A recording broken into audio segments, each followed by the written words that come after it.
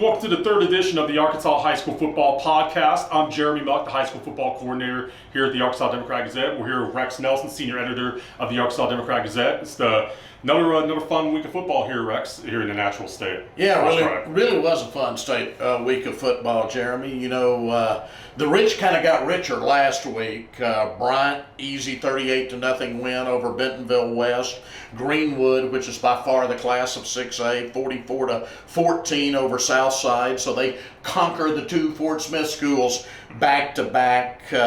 Bentonville plays an out-of-state school. They beat Tulsa, Washington 17-6. I suspect the biggest game of the week was probably Conway's 14-7 win over Jonesboro. Two very good teams there and a low-scoring, hotly contested contest. That Jonesboro-Conway game was a game I attended on Friday night, and I was really impressed with both defenses. The Wampus Cats defense held Jonesboro to 7 points. That has not happened too often in the Randy Coleman era. I mean, that's a high-powered offense up in Jonesboro, and you hold that offense below 10 points, you're doing something good. But Keith Fimple has done a really good job out there in Conway. That Wampus Cats team is one to watch. Oh, absolutely. I think we'll have to watch the Wampus Cats all year long. You know, again, we're seeing that kind of revival in recent years of the Central at the 7A level. Not to say that Northwest won't have a team that will jump back in, whether it's a Fayetteville, whether it's a Harbor, whether it's a Bentonville, and win a state championship. But certainly we're seeing more and more balance in the Central now. I think the most pleasant surprise of the season so far, Jeremy, we mentioned it last week, but now Little Rock Central off to a 3-0 start after a 42-25 win over Rogers on Friday night. Central looks like they're going to be competitive all year long now. It's the first time since 2016 that the Tigers are 3-0. I want to mention Lawson Gunn, quarterback at Central, junior quarterback, had 4 touchdowns against Rogers on Friday night. Really good performance by Lawson out there. Just, Central is going to be off this week before they play North Little Rock to open up the 7A Central. That's going to be a game. You better get to Quigley early for that Exactly. game. Both sides, that's always a fun, heated rivalry game. But this year with Central's 3-0, that's going to be a lot of fun out there at Quigley that night. Yeah, really should be fun.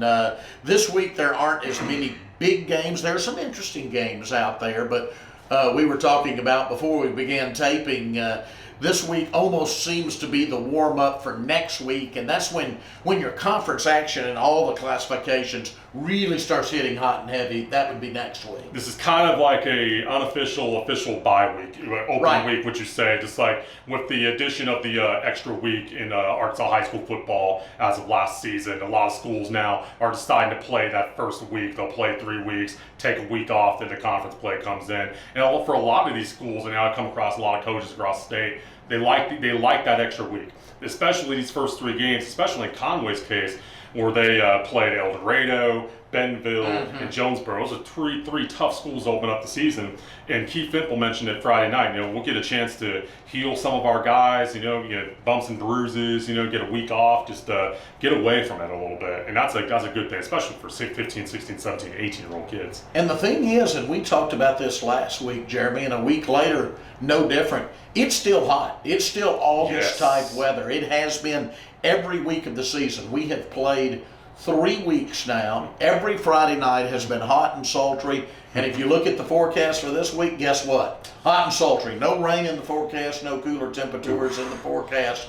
I mean, the whole month of September looks like it's going to be just like the month of August normally is. I'm telling you, I feel for the big guys out there. You got your offensive linemen out there. I feel for y'all, believe me. Absolutely. This is anti-fat guy weather. This is not good, you know? Come on, Mother Nature, give us something. I don't know when fall will arrive, but it is nowhere in the long-range forecast. Oh, sometime in November, maybe. Maybe. By the time playoffs roll around. Exactly. So, you touched on Bryant earlier. Just want to mention Bryant. I mean, Bryant beating Bentonville West. Bentonville West is a program that's come up these last 3 years, and they went to the semis last year against North Little Rock. But that's an offense that's a team where you shut out Bentonville West 38-0, and that's a pretty impressive performance by the Hornets. They had over 400 yards of offense in the first half. Austin Ledbetter, the junior quarterback at Bryant, had over 300 yards passing, 3 touchdowns. Ahmad Adams had another score for the Hornets. Just Bryant's rolling right now. Their first 2 games, they've beaten 6A Bend in the Salt Bowl pretty handily, and now a good Bentonville West team as well. How about the Hornets out there in Saline County, Bryce? Yeah, but they get a real test this week because they go to Fayetteville this week. Sir. So Bryant, I'm like you. That's my number 1 team. But they are going to get a strong test in Fayetteville. We will know a lot more at this time next week about Bryant than we know right now, frankly. And we mentioned the open week.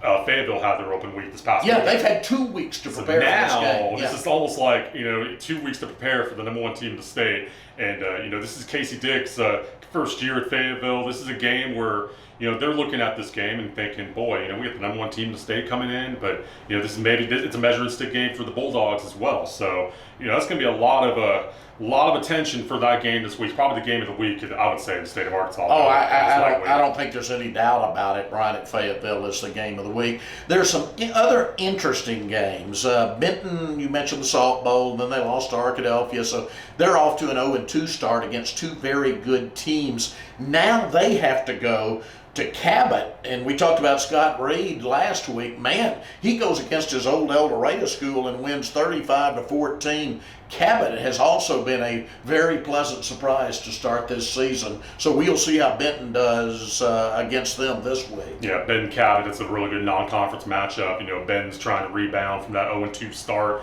but I'll be playing 2 really tough teams. They play 2 state champions in Bryant and Arkadelphia. Brad Harris and the Panthers, they had an open week this past week, so they've had 2 weeks to get ready for Cabot.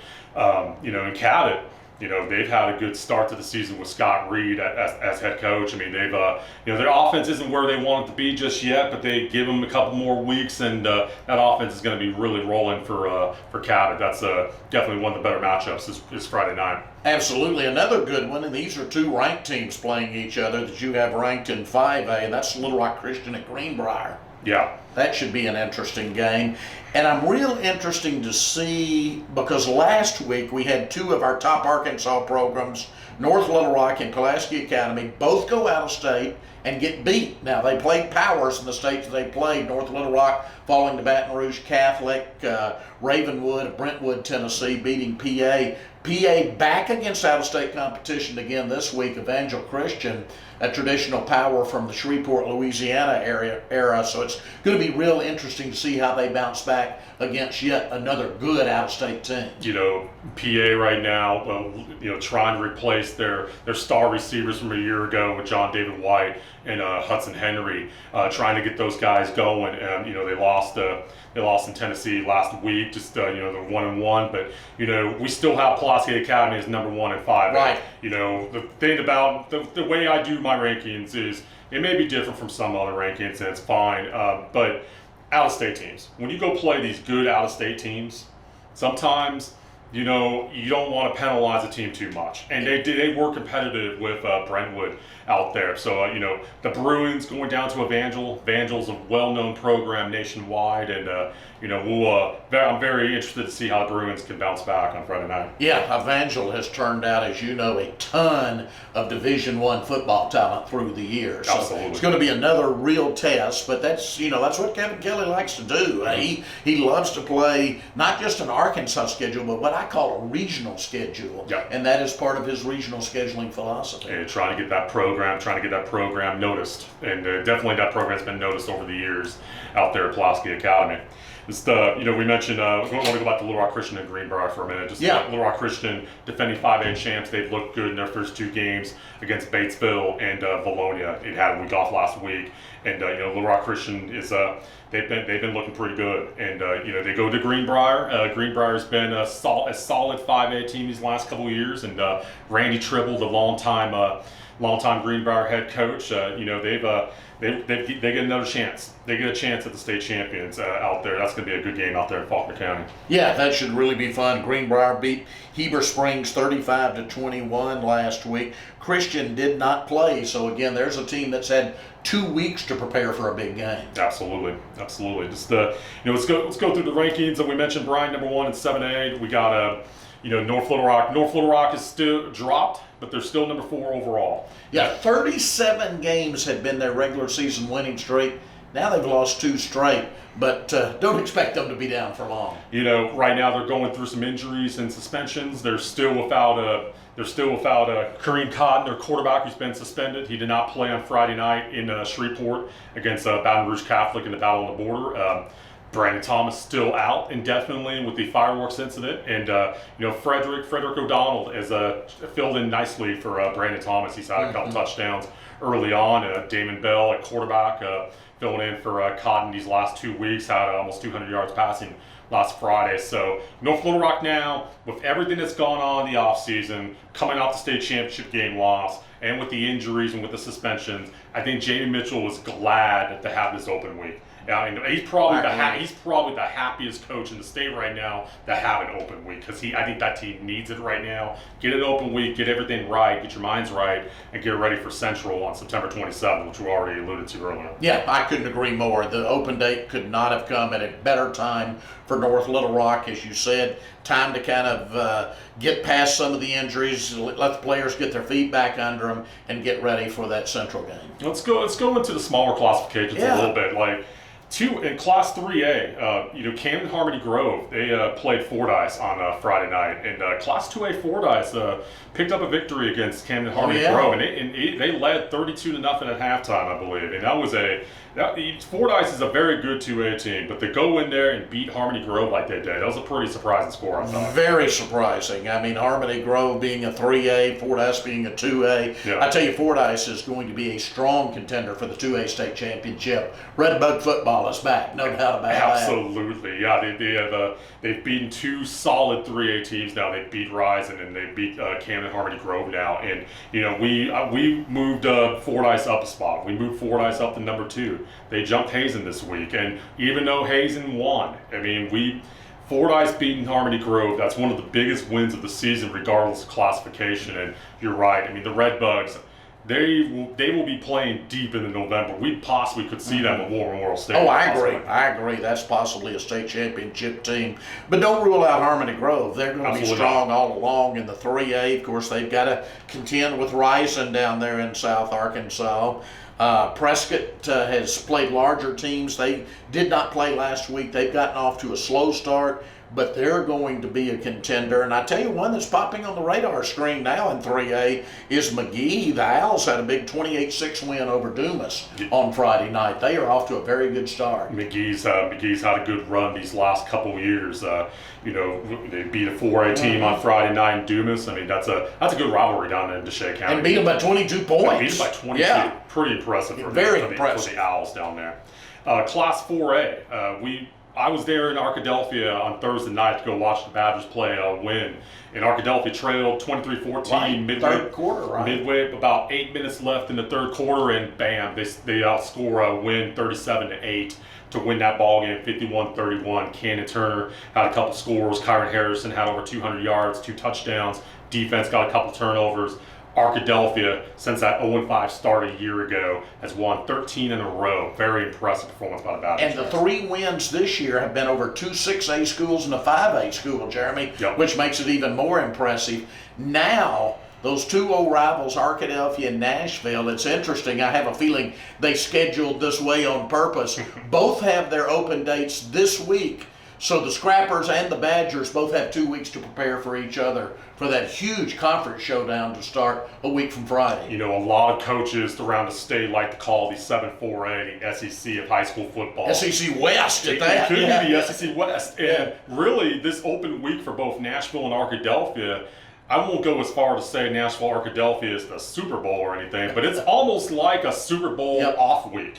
getting ready for that game, because both Nashville and Arkadelphia are 3-0, and it's the 7-4A conference opener. Yeah. This is going to be a huge game down in Clark County on the 27th. And both of those are towns that turn out the whole town for high school football. Oh, yeah. There won't be a seat anywhere in that stadium that night. I believe the gates are open at Badger Stadium around 5:30, Wow. I want to say. So if you want to go to a high school football game like on September 27th, obviously you got North Little Rock and Central. I know it's a week away, but Nashville Arkadelphia has the chance to be one of the best games in the state, regardless of classification, all season long. Absolutely. And then, of course, you've still got in that same conference you've got Joe T. Robinson that was in the state championship game against Arkadelphia a year ago. They didn't play last week. They're going to be a contender.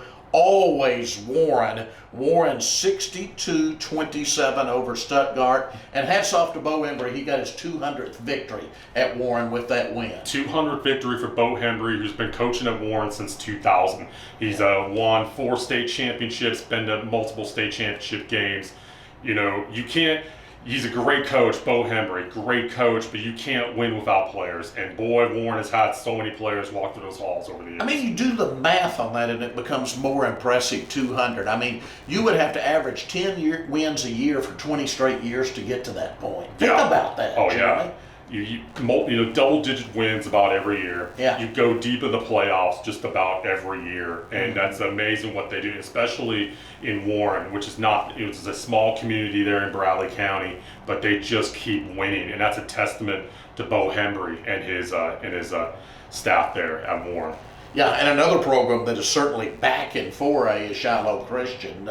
Shiloh, of course, at one time a power. They were down for a few years. That program's back, and again, if they get their act together and keep rolling, that's a team you could possibly see in Little Rock come December. Shiloh Christian went to the semifinals last year, and they lost to Arkadelphia, and that's a game last year that they're still talking about up there. And Shiloh Christian going into the season for me was my sleeper. Yeah, absolutely. You got a lot of talent coming back, and they've looked impressive early on so far. And they beat a good smackover team on Friday night, Class 3A smackover that's been in the playoffs the last couple of years down in 3A.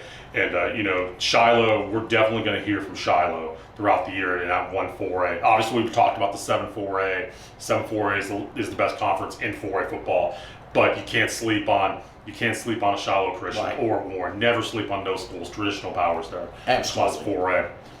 Well, I'll tell you what, y'all, this is got another week of mainly non-conference games on Friday. Kind of a lighter week. Not as many schools are playing since they've played their 3 non-conference games. So, but there's still plenty of action going on this week. We'll be starting on Thursday night with Sheridan and Whitehall at one of the last Fearless Friday TV games of the season. Want to give a shout out to those guys. They've done a good job with the production there on KRZ, and you know, thank you for watching once again, and we'll be back again next week to talk about the first week of conference play coming up. For Rex Nelson, I'm Jeremy Buck. Thank you for watching.